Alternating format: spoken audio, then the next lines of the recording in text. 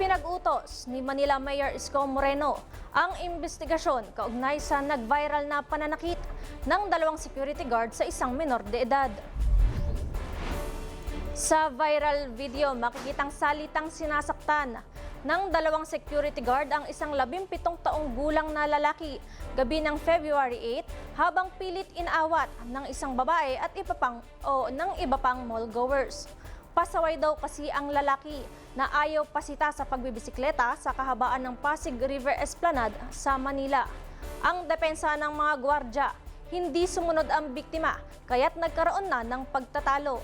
Dito na raw umiral ang bugso ng damdamin dahil pinagsalitaan sila ng hindi maganda ng lalaki. Pero ayon kay Moreno, kung may mali man ang biktima, sana ay tumawag na lamang sila ng pulis. Una na ring nagbabala ang Intramuros Administration na paiiralin nila ang zero tolerance laban sa anumang anyo ng karahasan o maling asal sa insidente. Nasa proseso na rin daw sila ng termination sa kontrata ng ahensyang may hawak sa dalawang security guard.